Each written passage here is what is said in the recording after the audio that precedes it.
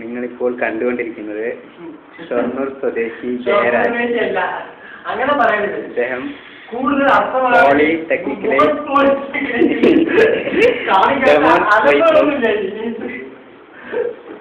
S5 വരെ full pass അടിച്ച്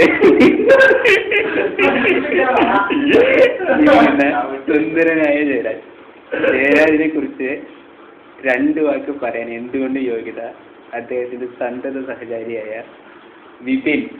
അതിനത് വിപിൻ പറയൂ, എന്താണ് ജയരാജ്?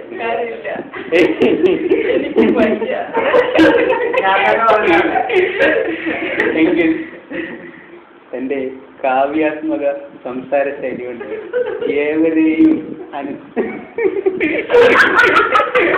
അതിജീവിക്കുന്ന ആരോമനോട് തന്നെ ചോദിക്കാം. ആരോമൻ, അവൻ എന്റെ ഹൃദയത്തോട് ഏറ്റവും അടുത്ത് നിൽക്കുന്ന ഒരു സുഹൃത്താണ്. പറയൂ. വീണ്ടും എക്സ്പ്രഷൻ റെക്കോർഡ് ചെയ്യാം. ഒരിക്കലും ചെറിയ വാക്കുകളിൽ പറഞ്ഞു തീർക്കാനാവാത്തൊരു ബന്ധമാണ് ഞാനും അവനും തമ്മിലുള്ളത്. ഒരു തടിയനാണെങ്കിലും സർവ്വപരിയോട് പോലുള്ളൊരു ഹൃദയത്തിലുടമയാണ്. ചെറിയൊരു കുട്ടിയുണ്ട്, പൊട്ടിപ്പോകാവുന്ന ഒരു മനസ്സാണ്.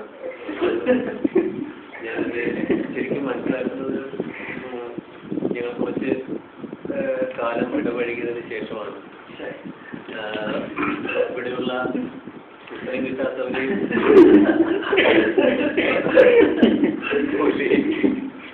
ഒന്നുമല്ല. അവൻ ഹൃദയാഭിച്ച ചുറ്റിയുള്ളവനാണ്.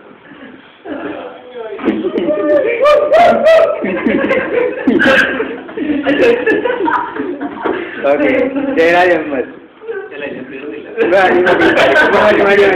അഹമ്മദിന് എന്താണ് പറയാനുള്ളത് ജയരാജിനെ കുറിച്ച് പറയുകയാണെങ്കിൽ, പോളിയുടെ അഭിമാനമായ ഷൊർണൂരിന്റെ അഭിമാനമായ ജയരാജ് പെൺപിള്ളേരുടെ മനസ്സിൽ അവനുള്ള ചിത്രം എന്താന്ന് വെച്ച് കഴിഞ്ഞാൽ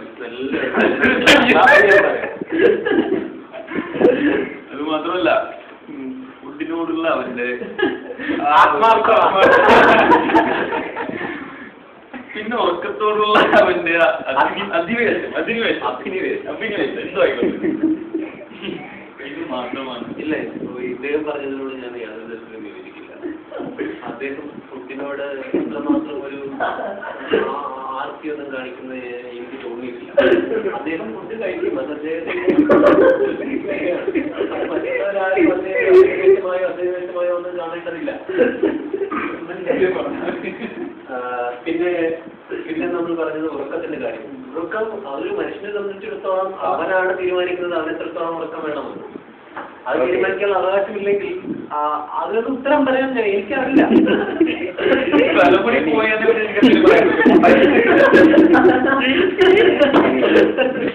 എന്റെ നിഷ്കളങ്കത കൊണ്ട് എല്ലാവരുടെയും ഇഷ്ടപാത്രമായ എല്ലാവരും ഒരു ദിവസം ഒരു തവണയെങ്കിലും വിളിക്കുന്ന രാജ്ക്ക് എന്താണ് പറയാനുള്ളത്? എനിക്ക് പറയാനുള്ളത് കേൾക്കണം.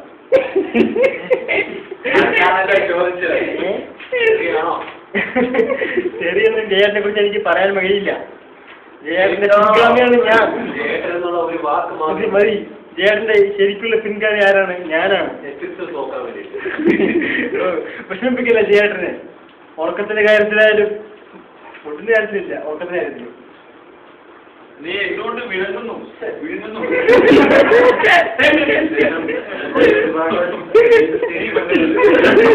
അബദ്ധങ്ങളൊക്കെ പറയുന്നത് വളരെ നല്ലൊരാളാണ്. അദ്ദേഹത്തെ കുറിച്ച് കൂടുതൽ നമുക്ക് സംസാരിക്കാം. ഇതിനൊന്നും പറഞ്ഞില്ല തലോടിയിട്ട്. ജയരാജിനെ കുറിച്ച് എനിക്ക് വളരെ കാര്യങ്ങൾ പറയാനുണ്ട്. 3 വർഷം നിങ്ങളുടെ കൂടെ ജീവിച്ച് 3 വർഷത്തെ എന്താണ് നല്ല അനുഭവം അദ്ദേഹമായിട്ട് പങ്കിട്ടത്? പെട്ടെന്ന് നിങ്ങൾ ഓർമ്മ പെട്ടെന്ന് വരുന്ന അനുഭവം. ഇന്നത്തെ ദിവസത്തെ കാര്യം തന്നെ പറയുകയാണ്. ഇന്ന് ഞങ്ങൾ ഒരുമിച്ച്